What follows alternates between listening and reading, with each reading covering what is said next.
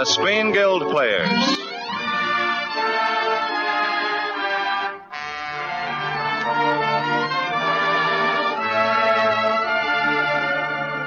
The Screen Guild play tonight, This Above All. The starring players.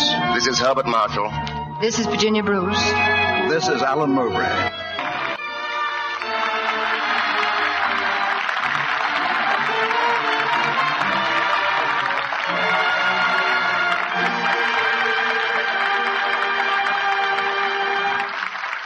Tonight presents the Screen Guild Players in the 20th Century Fox production of Eric Knight's heartwarming novel, This Above All, starring Herbert Marshall as Clive Briggs, Virginia Bruce as Prudence Cathaway, and Alan Mowbray as Monty Montague.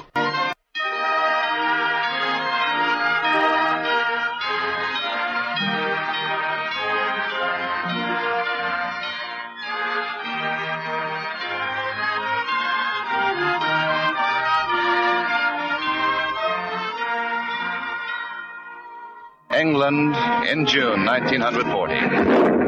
Britain's island safety is a myth. The war is lost. And still the bulldog sets his jaw and hangs tenaciously on. Men and women, rich and poor, maid and mistress, work side by side. Old lines forgotten in the common cause. Strange things are happening in England this month. Not the strangest, perhaps, that young Miss Prudence Cathaway of Cathaway Manor, now a private in the WAFs, should be walking in the rain with a man she didn't even know a week ago. Still raining, Clive. If the British aristocracy insists on joining the WAPs, it must take the rain like anyone else. I'm afraid my uniform will be soaked. Well, what do the other girls and their young men do in the rain? They find a tea shop or a cinema or a hollow tree. The tea shop is too crowded, and the cinema doesn't open till 6, and I expect all the hollow trees are full by now. How about that place over there off the road? Well, that shed? Well, your bus won't be along for a good half hour. Yes, I know, but... Can't you ever forget your name is Prudence? Should I? I believe it's indicated. If you hope to get dry.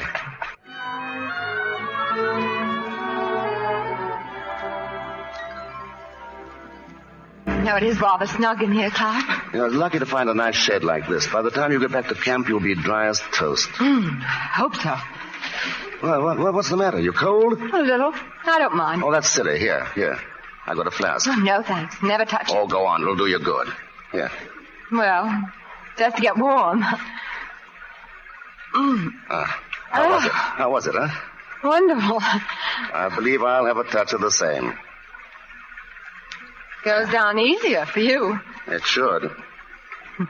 Did you ever get blotto? Blind, unconscious blotto? No. Did you? 2 nights ago. Blind, blotto, out. Why? Why not? People generally have good reasons for going blind, blotto, out, don't they? I suppose so. Anything else you'd like to know? A lot. After all, it was so strange the way we met. Just because Violet's young man brought you along. That's not strange. I might have been anyone. Oh, but you weren't. You know, when I met you there in the dark by the camp gate, I couldn't even see you. And yet somehow I knew exactly what you'd look like today. Well, how do I look? That's just it. Now I'm not sure. Oh, you're quite good looking, really. A nice sort of face. But there's something else. It's more of a mood. Almost as if you were bitter about something. Clive. You're still cold. You better have another nip. No, thanks. Clive, I know so little about you, really.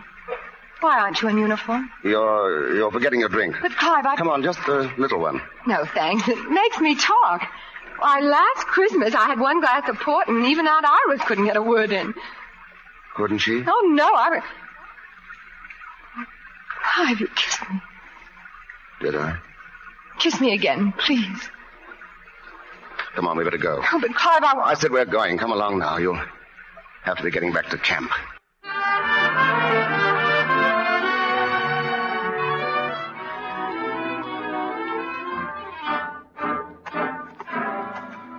Good.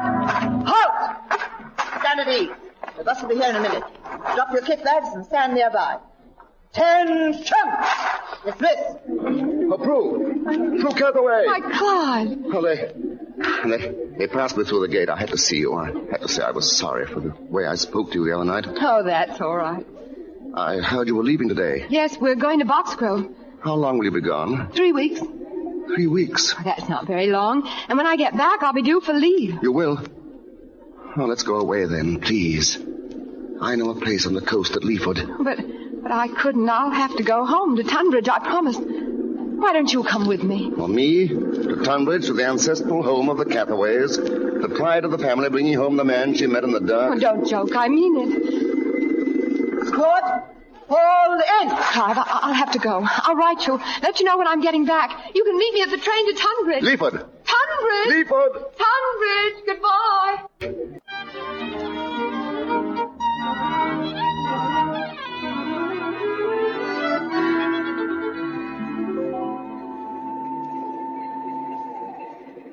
Well, I suppose some people would call this fate.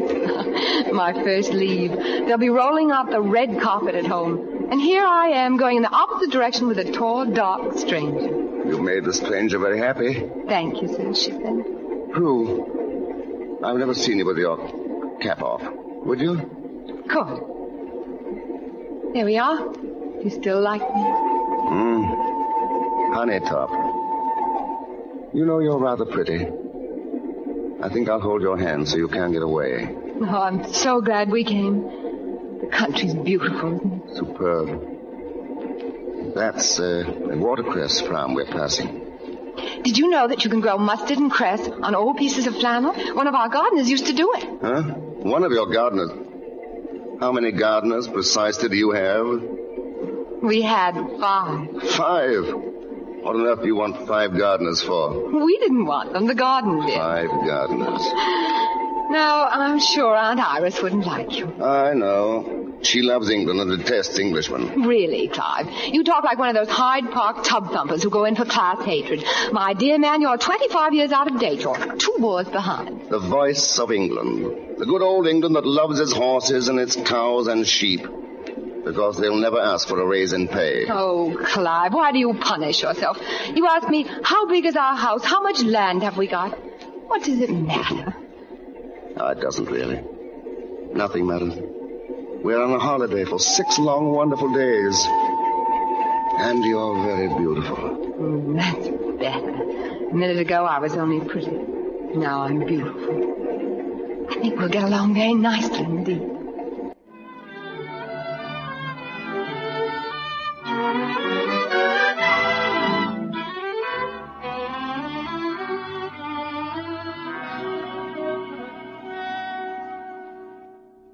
This is it. Prue, it's the Coach and Horses Inn. Do you like it? Oh, Clive, it's beautiful. Is it very old? Very. Dates back to smuggling days. Well, there you are, Mr. Briggs. Oh, Ramsbottom, it's good to see you. Expected you on the early train, sir. Telegram came for you this afternoon. It's at the desk. Oh, I'd better have a look at it. I hope you'll like it here, miss. I'm sure I will. Do our rooms face the sea? I've saved 2 of the best, though we're fair empty the way they've been leaving us today. Your guests have been leaving? Been a bit on the jittery side since the Huns took Calais. They were over Portsmouth last night. Some folks think we'll get it here. Oh, I hope not. Couldn't make no guarantee, miss. Last one went this morning. Mrs. Cathaway, it was. Cathaway? Mrs. Iris Cathaway. Cathaway Manor. You know her, miss? Well, you see... Well, Prue, we're in luck. They're going to rustle us a bit of late supper. Ramsbottom will need our bags, you know. Yes, sir. Just go in for them, sir. Quite a character, isn't he? Clive, when is the next train out? Well, tomorrow noon, I think. Why? I'm going back. Back? But we just... Please, I can't explain now. I think I'll go to my room. I'm sorry. Won't you have any supper? No, thanks. Good night. I'll see you in the morning.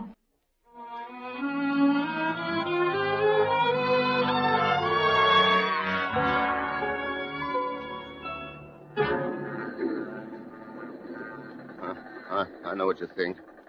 But I'm right. Come on, you fool. There aren't any more. Clive! It's no good. It's no good. Come on. You don't want to die here, do you? Clive! Clive, what is it? I don't know.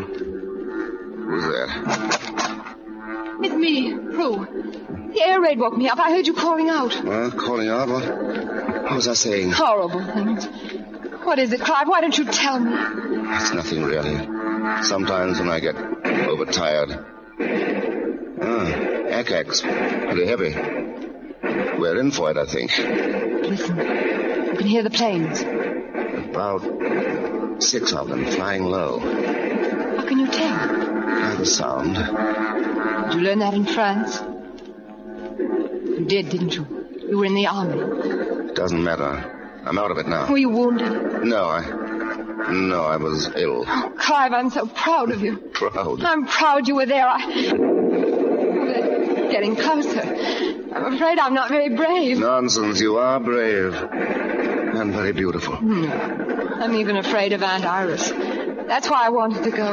You mean just because of Aunt Iris? We nearly ran into her here. Funny how lovely and innocent a thing like this can be when no one knows about it. And then suddenly Aunt Iris appears and it all seems sordid and shabby. That was very close.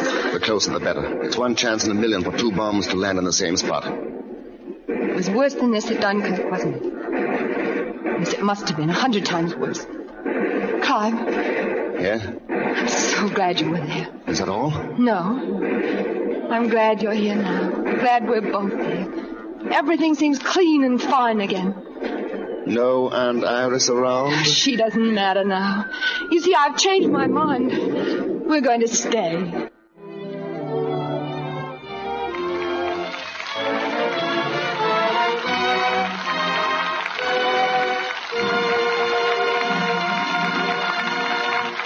So the curtain falls on the first act of This Above All, starring Herbert Marshall, Virginia Bruce, and Alan Mowbray.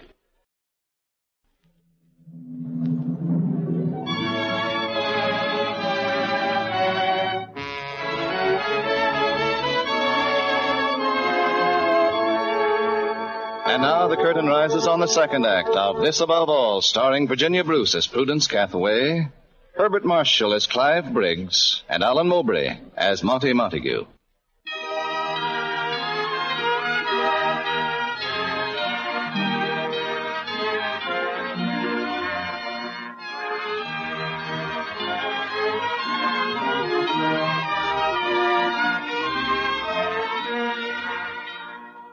It should have been a happy week with the sea for Prudence and Clive, for the lovely young girl on leave from the WAFs and the bitter, moody man, almost a stranger at times with whom she'd come away. But there was Monty, you see. Monty Montague, private in the King's Leicester Regiment. Monty had sent that telegram to Clive, and late the next day he arrived in person. That evening, in the tap room of the inn, filled with soldiers and their girls. Clive, I'm glad we've had this chance to be alone. I've got to talk to you, chum. You'll have to hurry, Monty. She'll be right down. Do you understand? I don't like talking this way, but it's your last chance. I mean... Go on. Well, say it. All right, you may as well face it. Absent without leave is one thing. Desertion is another. You had a month's sick leave. It was up 3 weeks ago. Clive, we've been pals a long You time. can save your breath, Monty. I'm not going back. Oh, but now listen to me, Clive. I've had affairs like this myself. She's a nice enough girl, but... She's a very nice girl. And don't forget it. Besides, she's got nothing to do with it. Nothing. I'd made up my mind before I met her. Well, if it isn't her, there's no sense of it at all. You must be crazy. I don't think so. Oh, now let's talk sense, Clive. Every one of us gets sick and tired of it sometimes, ready to clear out and never go back. But when the time comes, we always go back. They all do. No, but you don't understand. It's not what you're talking about. It's nothing to do with being afraid or tired or sleeping in the mud or going without food. It won't even be put into words. It's just there, inside, and nothing can change it. Well, I don't know what I'm going to tell the captain. Monty, he says. Monty, you're his pal. Go and find him and bring him back. If he's not here by Monday, I'll have to post him as a deserter. And he's too good a man to have his life ruined. I'm sure it's very kind of the captain. Too good a man to have his life ruined. Those were the captain's very words. I guess he hasn't forgotten what you did at Dunkirk. You're up for a medal, you know. I'm sorry, Monty. It's good of you to go to all this trouble, but I'm not going back.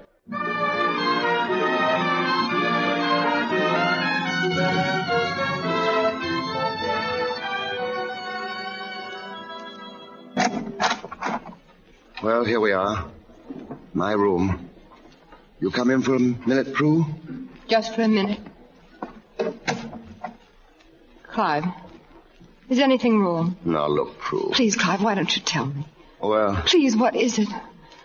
Well, it's about a friend of Monty's who joined the army the day the war began. Yes. He believed he was going to fight for his country, but he was bitterly deceived. His leaders were stupid, complacent, out of date, with no claim to leadership but birth and class privilege. They asked him to give his life to save that. All the rotten, worn-out things he'd learned to hate. Is Monty expected to answer his friend's problem? Monty can't answer it. Maybe not. But he might ask his friend if it's the time to doubt and argue, when his country's fighting for its life. No one believes that our England is perfect. But if we lose our faith in her, what's the alternative? What if we lose the war? That's what this man is asking himself. If England were to lose, could we be worse off? Or weaker, or more shameful? Clive, that's terrible. You mustn't think such things. I said it was Monty's friend. It's you, I know it's you. And I love you. I love you so much, I want to keep you from saying things like that. If England must be changed, let's do it ourselves. Let us decide it, not the enemy. I've thought it all out, Prue. I made up my mind. It's your mind.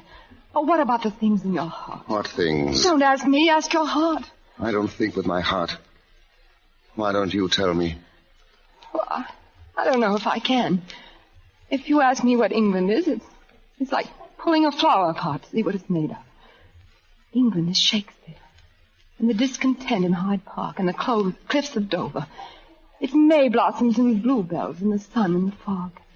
It's the taxi horns and the bobbies and the sense of fair play we've given the world. It's Monty and the boys at Dunkirk, helping the weaker men into the boats instead of getting in themselves. It's you, Clive. Whatever you are, blood and bone, mind and heart and spirit, England made you, every part of you. That's why you've got to go back and fight. Because that's England, too. Knowing that we'll never give in. Knowing that we won't be beaten. We won't. We just won't. Oh, my dear. I'm sorry, Clive. I'd better go to my room. What I need is a good night's sleep. Content in the club park, cliffs of Dover. It's blossoms and May bells and blue suns and the sun fog. It's the taxi horns, the taxi bobbies, and the bar, the fair, the sense we've given the play we the world. It's me. This is goodbye, Prue. I have to write it because I couldn't say it. I would no more attempt to decide what you believe than tell a child that Father Christmas didn't exist. I'll be gone when you get this in the morning. I don't know where I'm going. I don't think I care. But our coming from the darkness into the light of knowing each other was very, very sweet. Yours, Clive. Oh, Prue, darling, goodbye.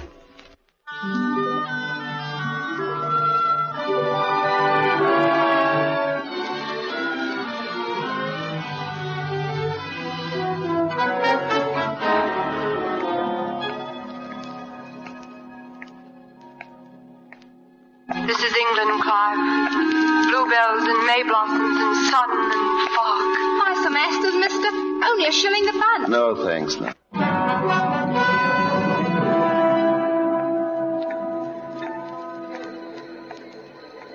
This is England, Clive. Shakespeare and bobbies and taxi horns.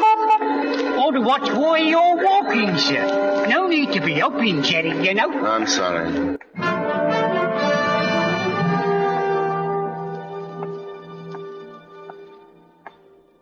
This is England, Clive. Monty, the boys at Dunkirk. You, Clive, you. Here, Ray. On your tenders. Look like they're coming over again. You've got to find some cover, sir. Oh, thanks, sir.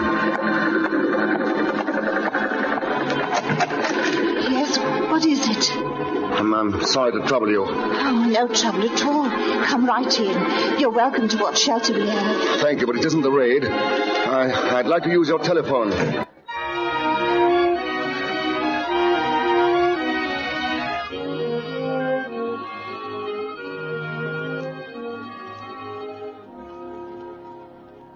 Clive, I'm so glad you phoned. Oh, darling, is that really you? I'm afraid the answer is yes and no. I've been so worried. It's been days now. Where are you? Near London. Little village called Merton. Oh, Prue, could you come down here tonight? There's a train gets in 8:30. Tonight? Well, I don't know. Darling, you must. You've got to get leave. It's our only chance. We'll be married before I go back. Back? Clive, you're going back. I've talked to the captain already. It's all clear now. Clive, darling. I walked and walked. Sometimes I heard your voice. Oh, Prue, I love you so much. Clive, say it again. You know, you've never said it before. I love you. And you will come down. Yes, I'll get away somehow. It isn't every day a girl gets proposed to. And on the telephone with hundreds of people listening in. Clive, what was that? Nothing much. They're having a bit of an air raid down here. You'll be careful, won't you? Don't worry, Prue. Oh, I can't help it. I love you so terribly. Clive, are you still there? Clive! Clive, say something! Clive! Clive!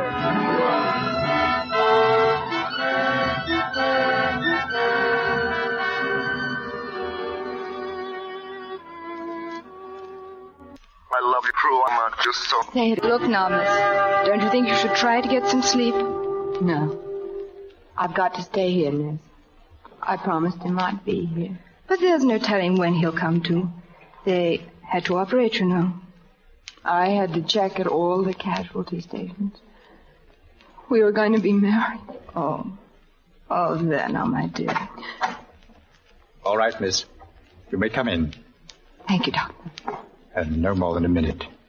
He's very weak. I understand. Clive. Prue. Don't try to talk, dear. I couldn't get to the station. Yes, I know, darling. So I came to you. I've always come to you. I always will, whenever you ask. Prue. My darling. Clive. I'm afraid he can't hear you. Doctor, he can't. You were going to be married, weren't you? Yes. And suppose you get some sleep and come back again, say, the day after tomorrow. And if you'll bring the minister along, I'd like to give the bride away myself.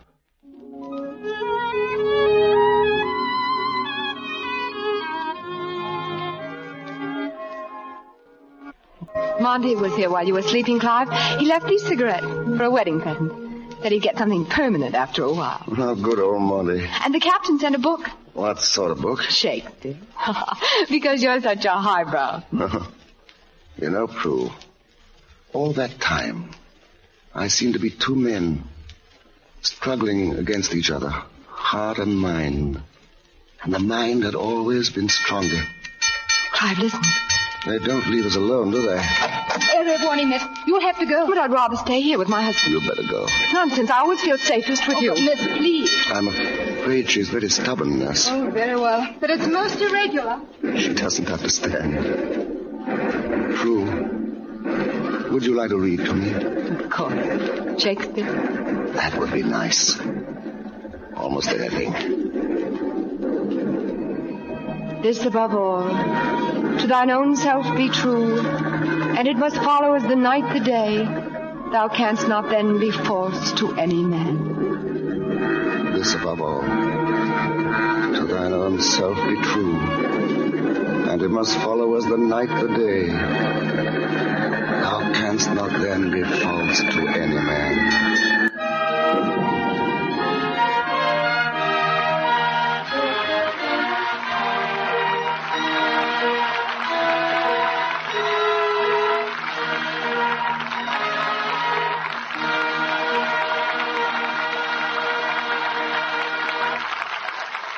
Our deepest gratitude and appreciation for your fine performances, Miss Bruce, Mr. Marshall, and Mr. Mowbray. Thank you, Mr. Bradley. Just to have a hand in the telling of This Above All is an exciting and heartwarming experience. And I think our audience will be interested in what Mr. Marshall will tell you about tonight's play and its author. And now, Herbert Marshall. The story of This Above All will be unfinished if in the telling of it we are to say nothing of the man who wrote it. His name was Eric Knight, and only a few weeks ago He passed on. He died in the uniform of his adopted country. The title of his story becomes the finest tribute to his memory, for, above all, Eric Knight was true to himself and to all the things in which he believed. The stars appearing on tonight's program have donated their services for the benefit of the Motion Picture Relief Fund. Music on tonight's program was arranged and conducted by Wilbur Hatch. This is the Columbia Broadcasting System.